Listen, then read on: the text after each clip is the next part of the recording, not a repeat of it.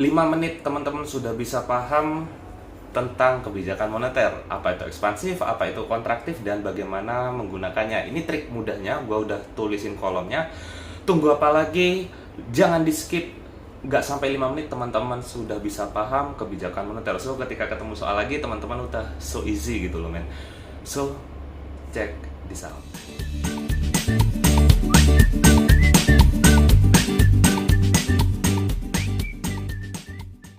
Dalam kebijakan moneter sendiri, kebijakan moneter memiliki suatu instrumen atau alat, yakni ada 4. Suku bunga atau disebut sebagai tingkat diskonto, giro wajib minimum atau disebut juga sebagai cash ratio, atau ada juga operasi pasar terbuka. Istilah singkatnya adalah OPT atau bahasa lainnya adalah Open Market Operation, yang mana dalam hal ini dia terjadi jual beli surat berharga.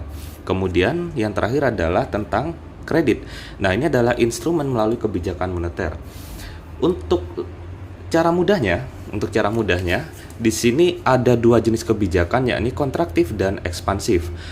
Kontraktif dilakukan ketika terjadi inflasi, sedangkan ekspansif dilakukan saat terjadi deflasi.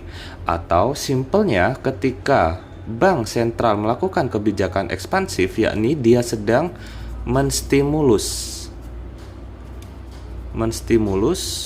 pertumbuhan ekonomi.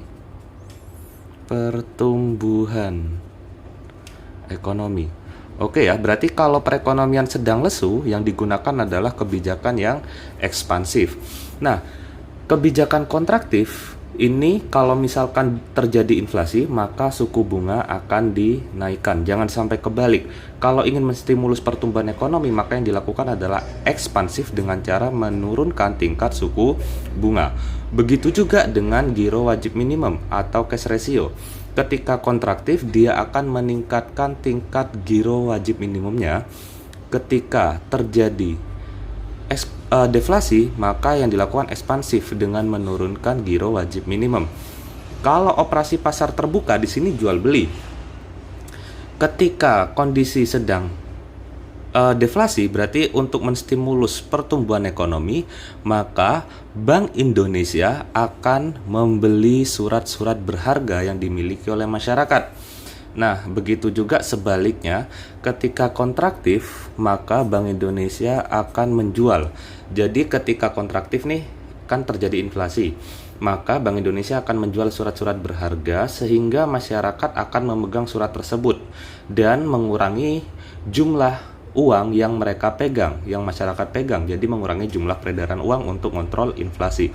Nah, untuk yang kredit ini dikenal dengan 2 kebijakan, yakni kontraktif dan ekspansif. Sama saja, ketika terjadi inflasi, maka kebijakan yang dikenal adalah kebijakan uang ketat, atau kalau teman-teman menemukan di soal atau dimanapun, ini dikenal dengan istilah tight money policy.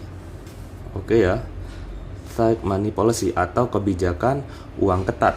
Begitu juga sebaliknya, ketika terjadi ekspansif, kredit akan dimudahkan, yang kemudian kita kenal dengan istilah kredit longgar, atau bahasa lainnya adalah easy money policy. Oke, cukup mudah. Jangan sampai kebalik jika teman-teman menemukan kasus seperti ini. So, selamat lanjut untuk belajar, jangan kendor, dan jangan lupa di subscribe dan jangan di skip. Gimana? Kalau misalkan teman-teman ingin tanya, loh kok bisa naik, kok bisa turun? Untuk link lebih jelasnya saya sertakan di kolom deskripsi yang mengenai kebijakan moneter dan inflasi ini. So, teman-teman juga bisa cek untuk lebih memperdalam di link deskripsi. Kalau teman-teman cukup untuk menjawab soal simak, soal ujian yang pilihan ganda atau apapun, teman-teman cukup simak video barusan. So, sampai jumpa lagi di video berikutnya. Assalamualaikum warahmatullahi wabarakatuh.